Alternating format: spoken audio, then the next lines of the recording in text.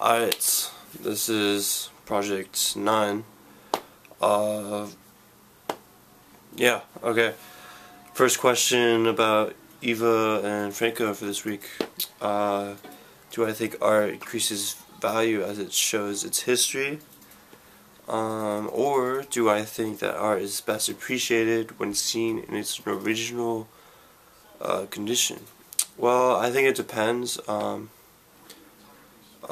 I think it depends on the individual, because I think all art is what makes art art is people's perception of the art. So obviously, if or actually not obviously, say you have an original piece of art, okay, and then someone looks at that art and then defines that art in their mind, but then say that art changes over time and is like corroding now or whatever, then the art could change in that person's mind, but it could still, that change could mean more to that person when the art changes than it did when the art didn't change. So like a changed work of art could mean more to some people than the original work of art, whereas, and then also an original work of art could mean more to people than the changed work of art. So it just depends on the person and how they perceive the work of art. So yeah. Number 2, what do I think about Eva and Franco? I mean, what does Eva and Franco think of the concept of the original? So Eva and Franco say an original piece of art is overrated. They say that because, as I was talking about in question number 1, people's perception of art changes according to like the place they're in, the time they're in, their culture that they live in, even the current technology that they have, and their own perception of their feelings, their thoughts, just themselves. All of that contributes to perceiving a work of art. So the original, it doesn't really matter if it's the original, like an original work of art, or not the original work of art, because you have different perceptions out of it, and in that sense they're different, but at the same time some people could perceive that's the same essence between like a modified work of art and the original work of art, and so they could still be fine with it. But so the original is overrated according to Eva and Franco because of people's differing perceptions based on their current contexts. And so, since everyone has a different context, everyone's going to perceive a piece of art at least a little more differently than others. So the original is not important. It's really the person's perception that is important. The person that's looking or digesting the artwork. Okay, question number 3. What was the dark twist behind Darko Malvere's art? I don't know if that's how you pronounce his last name, or his first name even, but the dark twist. So Darko Malvere was not real. He was created, and so that means his artwork was not taken by. So Darko Malvere's artwork is not taken by Darko Malvere because Darko Malvere was not real. So the media absorbed Darko Malvere's work, and as if it was real, when in reality it wasn't. So questions, what is reality, what is not reality, and I talked about that in project number 3 and project number 8. But that same theme pops up, what is real, what is not real. But also with Darko Malvere's, with the dark twist, that, okay, so I just mentioned that the dark twist was that he was not real and therefore his art was not real, but his art can still be real because depending on people's perception. So in this case, it was the media's perception that it was real. And what is real? Anything can be real to anyone, so it doesn't matter if it was real or not. But anyway, this idea that Darko Malvere was fake brings up the question of our reliance on the media, and then how the media, like, we see our world, a lot of times we see our world through the media's eyes. So, like, a lot of times the media kind of ignores, like, according to this book and Ivan Franko and so forth, the media, and I also agree, but the media a lot of times ignores like the actual violence that happens in places of the world. Like, they don't actually capture the actual violence. They may just talk about it and so forth. And they capture some images, of course, but like actual violence, like Darko Malvere apparently captured, the media doesn't capture it. So why is that? It asks us why is that? I don't know. But yeah, it can, the media not capturing that influences us, so we don't hear people crying in agony maybe as much as we should, is I think what Ivo and Franko are trying to say here. Question number 4, what did the fake plaque that Ivo and Franko put in Italy criticize? And what are they saying about history? So the fake plaque, they put up a fake plaque in this city that's close to Rome in Italy.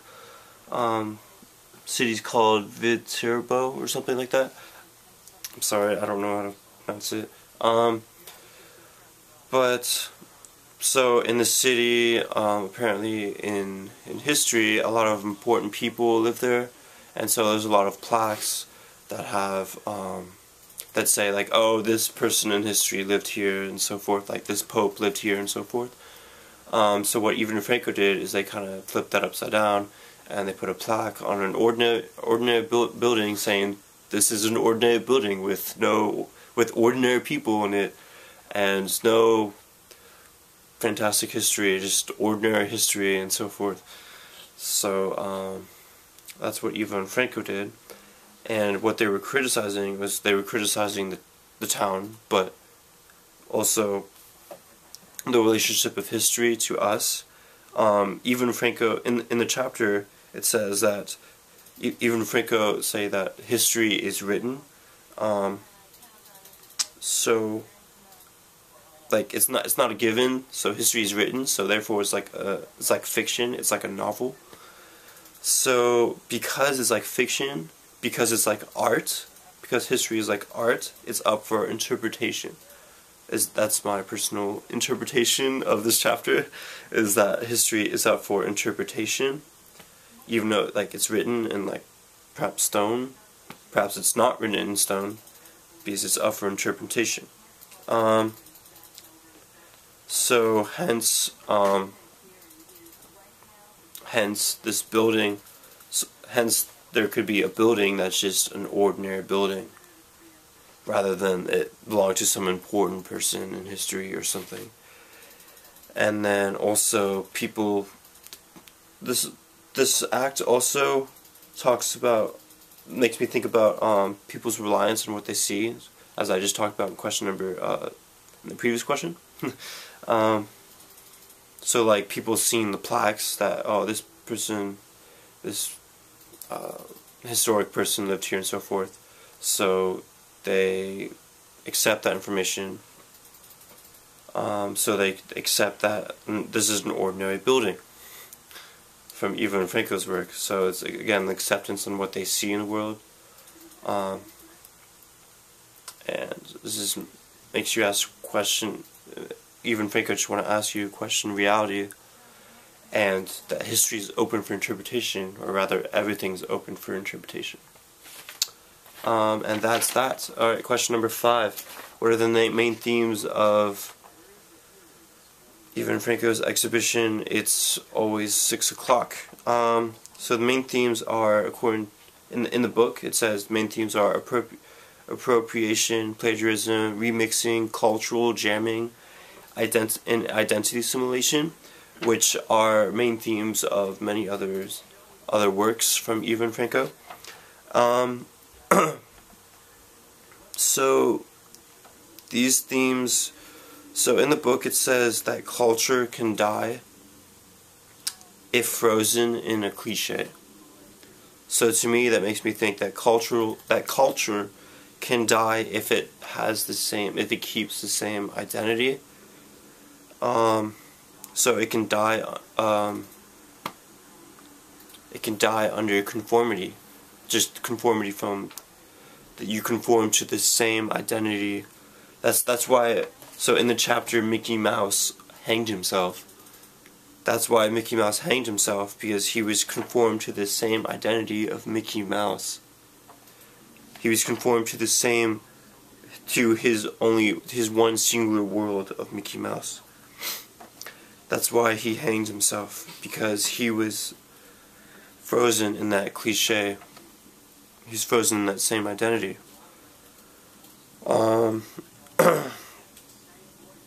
So yeah, that's why he hanged himself. So frozen in the same identity makes me think of so in the chapter they had Winnie the Pooh, Wonder Woman, Super Mario Brothers, and all these different cultural identities, and they mixed it together in one exhibition. And so it seems here that the message is you can mix and match cultural identities to make a new identity, to make a new world. So therefore cultural doesn't die. It's something new. And that's, so Ivan Franko are suggesting that we need to mix and match other pieces of work that Ivan Franko did. They use other people's work to create their own. So Ivan Franko is suggesting that, but also just think outside the box. Use the internet as a medium, the media as a medium for your work, and just create new works of art out of that, rather than having the same identity over and over again. Question number 6. What do Ivan Franko say about America and Hollywood and the production of their fake movie United We Stand? So that what they have to say is, so in the book they say that we should share the world, that we should distribute it. So just like their own work, just like Ivan Franko's work, so what Ivan Franko do is a lot of times they use other people's work to create their own work. Ivan Franko are saying we do that, except we apply it to the whole world.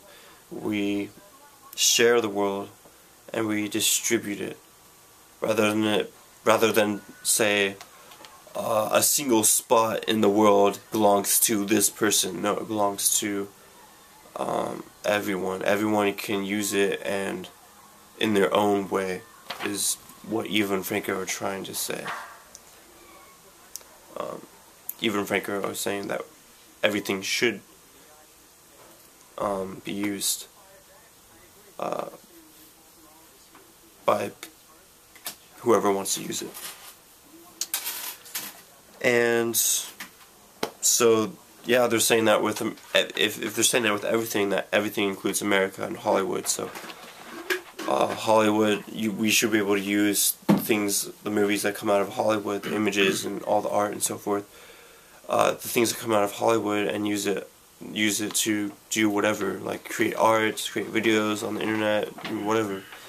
And same thing with America. We use whatever is America's as our own, and whatever America wants to use just as their own, that shouldn't be the case. Everyone should be able to use whatever they want. And that's what Ivan Franko trying to say. And that's it. Thank you. Good night.